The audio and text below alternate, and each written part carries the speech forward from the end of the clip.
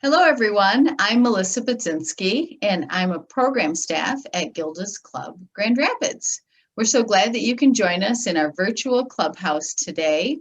We hope that you're all staying safe and being well, and glad that we can connect through this platform. If you're here and you enjoy what we're showing you, what we're talking about, please like this post. If you think it'll be helpful for someone else or you would love to share it, please do. We love for the word to get out about Gilda's Club and LaughFest. And we also love to know that you're watching and you're staying connected with us. So if you're new also to Gilda's Club and you're on a cancer or grief journey and you want more information about our free support program, please give us a call at 453-8300 or look on our website, gildasclubgr.org, and stay connected. Send us an email. We'd love to get you hooked up. So today I have with me Alan True. He is a local comedian and he's been a part of LaughFest for every year that we've had it. So this is our 11th year, which is really exciting. He's opened for Hannibal Buress, right? Is that correct? Yeah. Maria Bamford, Pete Holmes, and more. In 2020, his album reached #1 on the iTunes comedy chart. Congratulations, Alan. Thank you. Yeah, well, it's great to have you with us. Yeah, appreciate you having me. Always a great time of year when LaughFest comes around. Yeah, well, we really appreciate you taking some time out of your busy schedule to be with us here on Facebook Live and to share some of your passion and your wisdom and your time. Not a problem. Yeah, so today we're gonna, as you probably already figured out, going to talk about laughter and LaughFest.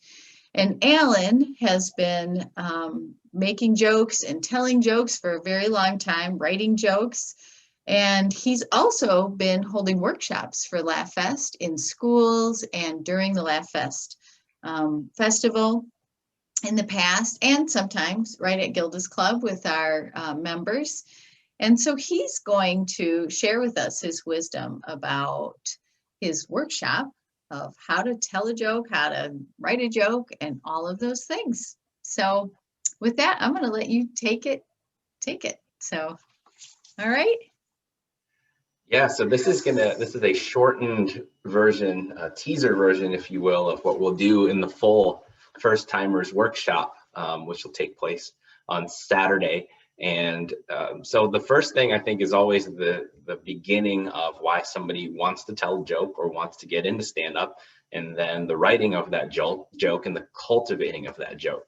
So I think a lot of the time people who get into stand-up are people who are naturally funny, or people who are naturally good speakers, or somebody who just kind of watches it or sees it and says, I think I could do that. I think I'm pretty funny. I think I have some thoughts in my head that I want to get out. And I think that there's some maybe misconception that every single stand-up comic is this zany Jim Carrey extroverted person, but that's not true. Having done stand-up over the years, there's stand-up comics of every single possible different type of person, from race, ethnicity, gender, background, to personality types. Every single type of person is represented within the stand-up community somewhere. And I think that's the great thing about it. It's brought a lot of different types of people together. So in terms of writing a joke, I think there's a difference between the joke that you tell at the water cooler, the knock-knock jokes, the why did the chicken cross the road type joke,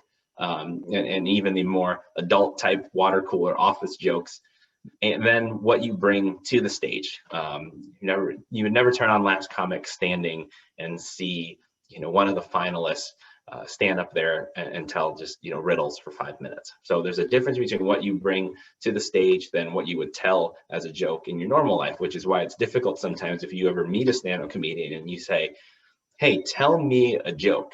Stand-up comics don't always have something at the ready that they can tell as like a party joke. A lot of the time, the stand-up act is more of a fleshed out type of routine. So the process of that joke is, and I'm saying this as a person who in school hated writing rough drafts, hated brainstorming, hated doing all of the things that led up to actually writing a paper or a story. I wanted to just start writing and figure it out from there. But as I've gotten older and wiser and learned the craft of writing stand-up material, I've learned that those things have a lot of benefits. So I think the first thing to think about is a topic. And you usually arrive at a topic. I think the best topics are the ones that come to you naturally. I was driving down the street, noticed something and thought I could make something funny out of that. I could turn a bit into that. Somebody said something to me and I thought, oh, I should turn that into a bit. I noticed something, it could be as mundane as Q-tips. I was using a Q-tip in my bathroom and noticed something peculiar about the way that we use them. And so you write the topic out first, and then you brainstorm everything that you can think of about that topic. And you decide within that, what are things you want to keep? What are things that you think are funny? Can you write out parts of that joke and then kind of edit it from there? I think that's something that's important is the headlining comic that I traveled with once told me, like, never assume that your joke is done or perfect. There's always some taglines you can add. Maybe there's some words you can take away so that you get to the punchline faster.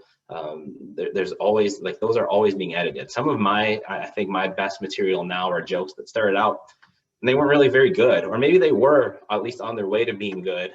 And by getting up on stage and practicing them and then listening back to them, as painful as that is sometimes, and saying, you know what, I should have said it this way, or I should have added this, or I should have taken away this. A lot of the material that I think is my best is stuff that I've had to really kind of mold over the years. It wasn't necessarily stage ready the way that I told it. So Melissa provided a nice little document here, which we will have in PDF form as well, where they talk about the anatomy of a joke, and they talk about the two elements that go into that, which are exaggeration and surprise. Exaggeration being, hey, this happened to me, but I'm going to exaggerate it, or even the number of things. Somebody once told me that you can exaggerate the number of things. Like, let's say you're talking about the amount of romance movies they have on Netflix, and there may be 40 of those, but if you exaggerate that into there's hundreds of them or thousands of them, that helps expand it brings it into maybe it gives the joke a little more life when you're being kind of almost ridiculous about it. Surprise is something that I think is really big. Comics call it left turns. We're taking you one way, you're expecting a certain answer, you're expecting a certain punchline, a certain outcome, and then we turn it into something else that is unexpected but is funny. And you can go on YouTube and you can listen to comedy and listen to where comics make those twists and turns. And that's another something that I would recommend is listening to comedy, but listening to it from the standpoint of craft. When I got into writing and writing for print or writing for journalism, somebody told me, hey, well, now when you read a magazine or you read a newspaper, don't read that the same way that you used to read it when you were just buying that magazine for entertainment. Read it from the standpoint of structure, the way the stories are told, how that person is writing it. And I think stand-up is the same way. When you listen to a comedy album now, if you want to get into telling jokes, don't just listen to it for the sake of, haha, this is funny. Listen to the way that person has written that joke, has structured that joke, and how they've ended that joke most of the time with a punchline that is a surprise or an exaggeration or a left turn. So that's kind of the basis of how we write a joke. You get a topic, you write it out, you try to brainstorm all the different ways you can go with it, and you decide, and in the end, out of this list of things I've written about this topic, for instance, if we were going to write about, let's do a joke about Netflix, I would brainstorm all the things that are funny, frustrating, or interesting, maybe things that I've experienced with Netflix, watching it with my wife, watching it with my kids, even how the interface is. I would write out all of those things and then decide which of them I might be able to turn into something funny or observational. And then from there, I go on stage and tell that joke, and it either gets a laugh and I know I'm on the right track, or it dies a horrible death and I know that I have to rewrite that in a certain way. So another part of this workshop is then the second part of this is, once you've gotten your jokes to the point, that you are ready to get on stage and tell them. How do you do that? So from stage presence to all of those things. So the first thing is, most open mics will require you to have about 3 to 5 minutes of material. That is about where you want to be when you start. And I think when you start to time out your set, within that 3 to 5 minutes, how many laughs do I think I'm getting? How many punchlines am I hitting? Am I taking the entire 3 minutes to tell one story that at 2 minutes and 55 seconds, that's when the laugh hits? If that's the case, you probably want to rethink that. As far as stage presence, again, I'm telling you this from the standpoint of a little bit of how I do comedy, but there's different types of people. I think in different types of performers. I think most comics will tell you that to get up on stage, you have to be confident and control the stage and control the mic and have a presence. Now, there are definitely exceptions to that. Mitch Hedberg, very famous comedian who was very low key, looked at the ground a lot, looked at his shoes a lot, wasn't a, complete contrast to somebody like Dane Cook, who's full of energy, moving around a lot, pantomiming things, and they've both had their success. So I think you have to kind of decide where on that spectrum that you fit in and where you want to be. But I think the thing that both of them did have, even though Mitch did it in a very different way, is he was able to keep people's attention with the way he performed and the way he still had a presence about him when he was on the stage. So from there, then you have to get in touch with the right people. We happen to be lucky enough in Grand Rapids to have a lot of different open mics. There's the Sunday Night Funnies. I know that there's something at the River North. There's the Make It Spicy show, which I think is at Mulligan's. They do open mic at Dr. Grin's when that's open. There are showcase opportunities at LaughFest. There's the Garage Bar does something. Fulton Street Pub does something. I'm sure I'm forgetting some of them, but we have so many opportunities to open mic in Grand Rapids. So from there, you go and you tell your jokes. And like I said, it may not go well. A lot of comics will tell you that the first time doesn't necessarily go that well. I think Dave Chappelle tells a story about how he either got booed off stage or didn't get any laughs the first time, and he kept going back. So I think that gives you an opportunity to try it out, see how you feel, see how the jokes hit, and gives you a chance to go back to the workshop, go back to the drawing board, and come back and see what you've learned from that experience. Comics of every type and every sort have had great successes, have had great fails, and that's kind of the thing about show business. So get out there and try it and see how it goes, but don't get discouraged if the first time doesn't go maybe the way that you thought it would in your head. So that is my basic, quick tutorial through stand-up. Oh, that was great, Alan. I have to say that I didn't realize it's a little bit more complicated and thought through than originally I thought. I thought it was just, telling knock-knock jokes at the dinner table or whatever. But if you really want to perform, it sounds like having real content, thinking about it, really giving yourself some time to work through that is really important. Absolutely. It's a performance. You're really like getting up there and not doing anything too different than if you were doing a one-man play or a stage show, or if you were going to do a set in music. You have to write all those songs and practice them and edit them. It's the same way. It's a performance art. So some people can just go up there and be naturally funny and just kind of spit off the top of their head and be good at that. But those people are very, very few. So for most people who are watching this, you're probably not going to be able to do that. I certainly can't do it. And so having written, crafted material that you trust is really important. Well, and I love the point of that you don't have to be naturally funny. You can cultivate that, and you can be intentional about it, and do like what you said is write it and get that material. And you don't have to be the funniest kid in your class. Yeah, actually, I didn't say that, but normally that is something I say at the start of the workshop. Is I think largely comics will fall into two boxes, where the person is funny or their material is funny. And sometimes when it's both, then that's when you have an explosion of this person's going to be one of the best comics in the world. But I would say that, like, and this isn't to say that somebody like Dane Cook can't write funny material, but he is funny. He can say a lot of things and make it funny that if he handed me that bit of material, I don't know that I would be able to make that funny. And then you have people who can write outstanding material. Somebody like a Mike Birbiglia who writes great stuff.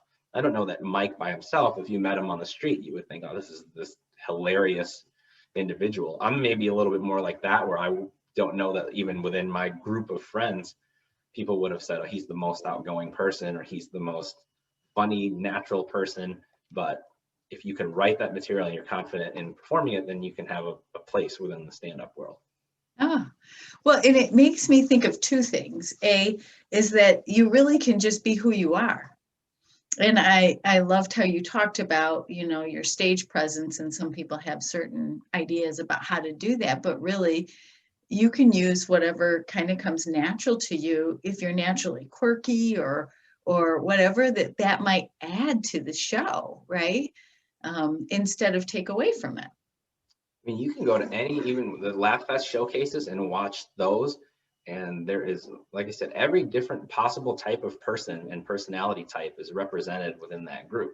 And I think Grand Rapids has a really diverse selection of comedians, from comics who are really shy off the stage to really outgoing off the stage, who are very quiet or very loud. There's every possible type. You just have to fit in there. And now there are comics who do characters, like Larry the Cable Guy, very famous. That's not even his real name. That's not who he is. You can play a character, but I think for the most part, the majority of successful stand-up comics have found a way to be themselves and use what they're naturally like to their advantage. It's a really neat thing, because it really gives permission to accept themselves too, and just be who they are, that unique self. And that's really cool. And sometimes can be a little bit rough when you're in show business and in front of people, but it also helps build resiliency too, right? And continue to work on things. And Nardos Osterhart, who is part of our local crew here, she's got a great story where she started stand-up really for what you're talking about, to develop confidence and that resilience within speaking at work. It was never going to be necessarily something that she thought she was going to keep doing. And then she found out, oh, I'm good at this. I like this. I like these people. This is fun. I'm going to keep doing stand-up. But initially it was just something as like a public speaking type building exercise for her. And so, yeah, that's something that I think stand-up definitely can build it can hurt your confidence too if things go a certain way, but certainly I think can really help build people's confidence about getting up on stage and talking in front of others. And I think that, at least in our community here, the comics have done a really good job of supporting each other. Yeah. Oh, that's really great. Yeah, I was thinking when you were talking that this would be a good topic in those speech classes in high schools and in college, that, they often do a demonstration or an information, but that they do a comedic one would be really, because you're really then wanting this relationship with the audience, right? And it's different than when you're just giving a speech. Yeah, I know that, and this is melding my two worlds of sports and comedy. I know that when they're getting potential NFL players ready to be drafted, part of that process, they make them do improv or comedy, so that when you're interviewing with one of the greatest coaches in the world, hopefully by that point you're not too nervous about putting words together, and you've been put in a pressure situation of having to perform and be quick on your feet and be able to speak in front of people. And so that's part of them preparing them for NFL interviews, is doing comedy or improv. Oh, wow. That's so interesting. I had no idea. Oh, very cool. Yeah. And it is, stand-up is truly performance without a net, I always say, because I talked about it as plays. Well, you practice plays, you have dress rehearsals, it's written, it's Hamlet. People know what it's going to be. Stand-up, you've written this maybe nonsensically at 2 a.m. sometimes. And then you get up there, you have no practice, you have no idea. There's no dress rehearsal, you have no idea if people are going to laugh at it. So the first time you take a joke out for a ride, that response is, you can't predict it. There's been jokes that I know for sure this is going to bring the house down, and it's crickets. And there's other times where I'm like, I'm just going to throw this one in and see how it goes, and it does great. So it's just completely unpredictable. What makes you laugh might not make me laugh, might not make the next person laugh. So it's really hard to predict that. Yeah, yeah. Wow. It's the ultimate vulnerable exercise for sure. Yeah. But I think that's what we all like about it.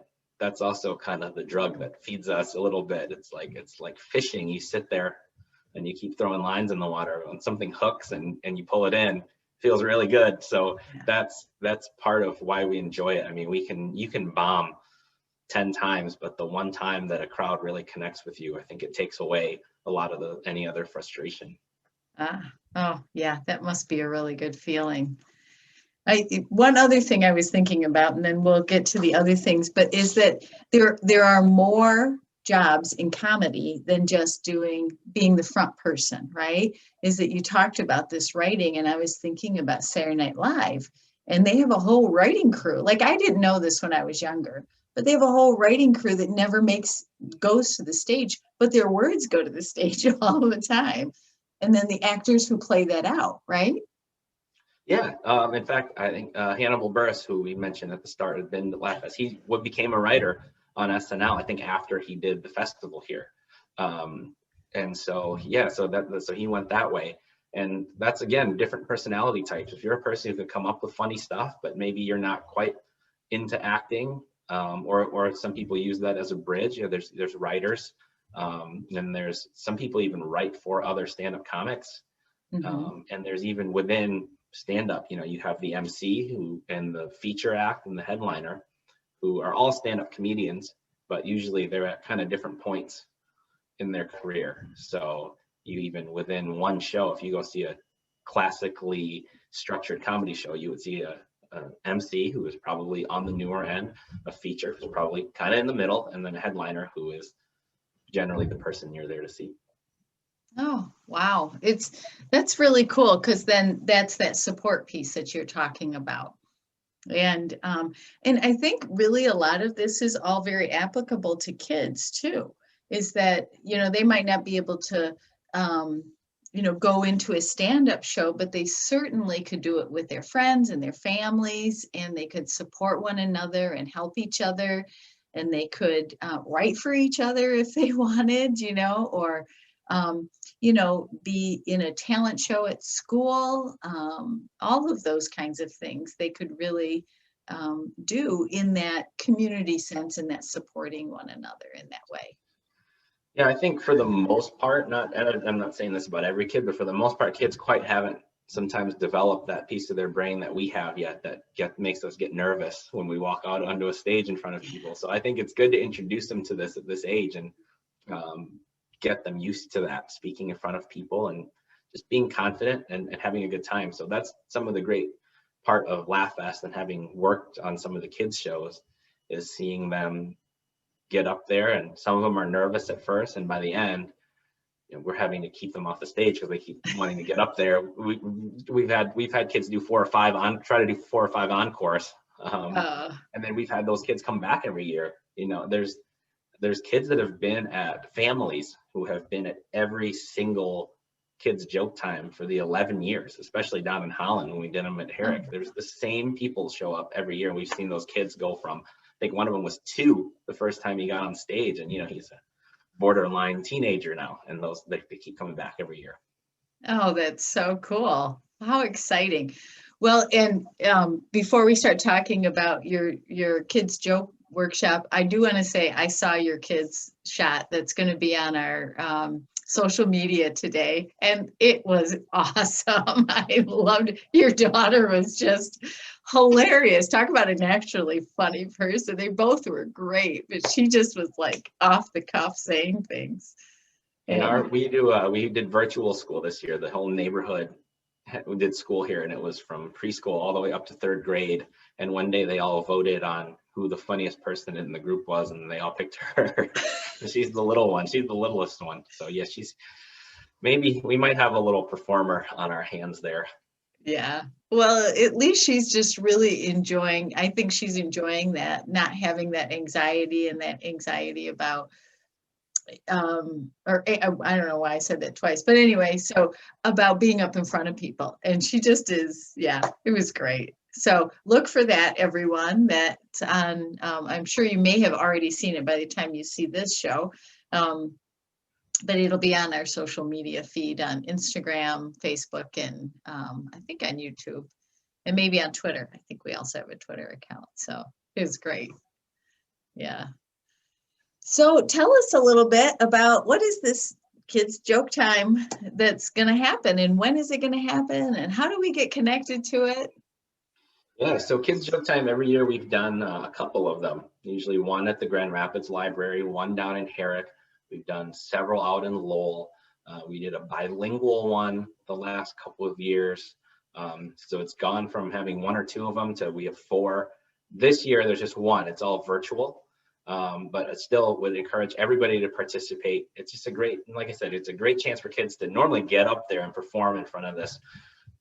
You know, we've had some really great shows, loud, a lot of laughter, a lot of fun. There's always music involved. Honestly, I've done a bunch of different shows with LaughFest, and the Kids Joke Time one, some of those have been some of my favorite experiences during the festival, seeing these kids get this uproarious laughter and just, you know, love it. Seeing kids kind of decide, well, I only had one joke prepared, but that one hit really big, so I guess I have to try to make up more on the spot and just kind of start rambling. Some of those moments over the years have been really fun. And so this year we can't do that in person, but we're hoping to recreate it virtually. So would encourage everybody to send in jokes. It allows you to kind of prep your child and film a joke for them. We want it 1920 or 1920 by 1080. So horizontally and in MP4 format. And there's a Dropbox, which you can find the link on the LaughFest site as well as on social media, and send that in. And I'm going to host it still. We're going to introduce every single one. So it's going to be a little bit more America's Funniest Home Videos style than a live stage show. But I would love everybody to tell a joke. And it doesn't have to be one they've written. The kids can read out of a joke book. They could tell one that they've heard, but we'd just love to see everybody participate. Oh, that's great. And we're asking for clean comedy with this, right? Family driven. Yeah. Hopefully. Now, some of the other kids joke times over the years, kids have figured it out that, well, if I throw a little potty humor in there, these other kids are going to laugh. So, but we want to try to keep that to a minimum, obviously. Yeah, I could think of a couple, 10-year-olds who potty humor is the big deal, 7-year-olds to 10-year-olds. So yeah. And go ahead. Yeah. I have a 7-year-old who loves Captain Underpants, so I'm in that world. Yes, we were in that world for a long time. So I have two boys who loved Captain Underpants. Yeah. So, and I will say and I'd forgotten this, and I was just thinking about it now, is our son was at one of the first kids joke nights, and he went from there, and now he's on stage at Civic, and he's a vocal performer. He sings and acts, but it was one of his first stage experiences, and loved it so much. And so you never know where they'll go after kids joke night. That's awesome. Yeah, come plant that performance seed, even if it's through video. So would love to have anybody that you know that has a kid who likes telling jokes, send it in. That's great. Well, and we have lots of other things, like there's this roast happening, and what is that? I don't know what that is at all. So going to the other end of the spectrum, so we have clean kids joke time humor, and then we're going to go to roast humor, which Comedy Central does those roasts every year. They used to have those Friars Club roasts, and normally you have a guest of honor, and you make fun of that person, and it is usually in their honor. So it's kind of like playful ribbing. It can get a little bit nasty sometimes, but that person, this is usually a panel of people that know that person well and kind of know their warts and makes fun of them. So we did a roast battle one of the other years in LaughFest, but with this year we thought we would do something different, and we had the perfect target, which is the year 2020, just a very interesting, unprecedentedly terrible year for a lot of people, a lot of things to make fun of. So we thought, instead of attacking a human being with feelings and all that, let's just roast this year that just ended. Let's all get out all of our frustrations about all of the things that happened in 2020. And so we have a variety of performers ready to make that happen. I called in some help from 4 of the best roasters that I've gone up against in the roast battles. We have a couple people who are improv performers. We have Jocelyn Barnes, who is a slam poetry champion in Grand Rapids. We have Brenna, the band, just an outstanding cover band who is going to do a song about the year 2020. It's gonna be fun. And then we even have Mayor Bliss is going to join us and talk a little bit about the year. And so I think that whole variety, we're gonna get a whole lot of variety. Some people are doing characters. I know some of them are going to play instead of themselves, be notable people from the year. I believe we have at least one person who's going to be Gretchen Whitmer, and someone else is going to be the physical embodiment of COVID masks. So they're going to be a big walking, talking COVID mask. And we're going to send off this year. So if you have had any frustrations about 2020, or you just want to tune in and have a good laugh, it is going to be, it is no filter, no restrictions on content. I don't know what all these people are going to say, but I imagine there'll be some adult content in there. Yeah. So be ready for that, but it should be a very, very fun event. Oh, that sounds great. Oh, I'm so glad that Mayor Bliss is going to be on it. She read us a book a couple months back and did an activity with me. So that's great. Oh, I look forward to that. I had the pressure of they said, can you tell her what she's going to talk about before she'll accept this? So I had the pressure of trying to figure out what she can say that is funny and also doesn't get her in any kind of trouble. There you go. The writing piece of this, right? Yes, that's great. Well, and there are other family-oriented activities for all of us. And in addition to Kids Joke Time, we have a family improv time and laughter yoga, which are on Saturday, the 13th. We have kids hip hop and rock dance party. And we have cooking and comedy with Chef Jenna, who also was with us during Camp Sparkle and did a pizza making with all of the Camp Sparkle participants. And she's great. So she's with Amore, the restaurant in town here. She's going to be teaching my good stand-up friend Adam Deggy how to cook, and so I'm expecting that to be hilarious. They're going to be quite the combo. So I would tune in for that one. Oh, I love it. And evidently they're going to put out the grocery list beforehand so you can also watch it and cook at the same time while they're doing it. So I would recommend following along more with Jenna than Adam. That's my little piece of advice to anybody that's going to watch that. Oh, that sounds great. What a great activity too to do with your kids, at cooking with your kids. My kids love that rock and dance thing. We've been to it live the last couple of years. They're disappointed that they're not going to have us, at the Bob again, but we're going to do it. We're going to do it virtually, and those guys do just an outstanding job. So I have no doubt that they're going to be able to translate that into the virtual setting. Oh, that's great. Well, I'm looking forward to that. And then there's lots and lots of adult activities and shows. And I'm just thinking now too, there's also a, and I'm going to forget the name of it, but it's the, oh my goodness. Anyway, the scavenger hunt downtown. Oh, the Adventure Challenge. That's it, Adventure Challenge. Yeah. So that's a COVID safe family outdoor activity that we are doing. So all of these activities are on the LaughFest on the LaughFest website. It's called laughfestgr.org. Look it up. The schedule's on there. Tickets are extremely affordable this year, $40, and you get to see all of the shows.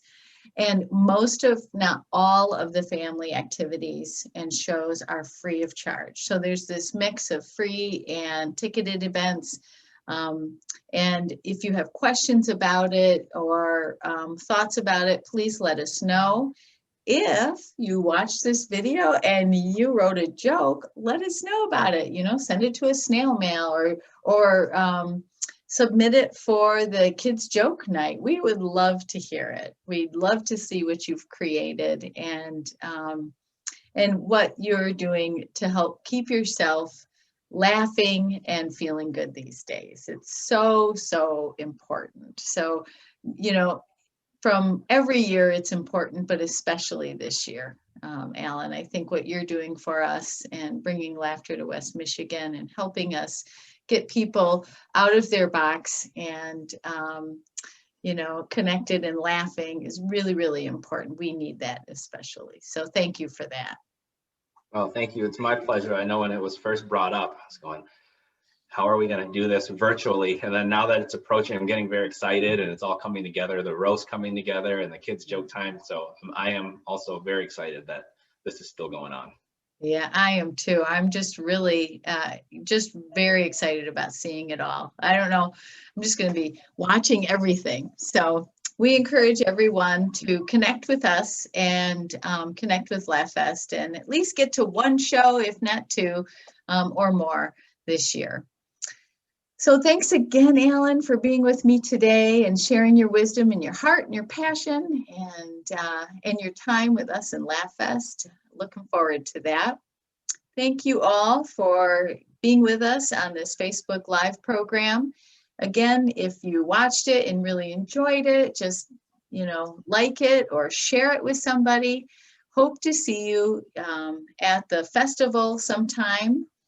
If you, again, are new to cancer or grief, we are accepting new members here at Gilda's Club. Give us a call, 453-8300, or look us up on our website, gildasclubgr.org.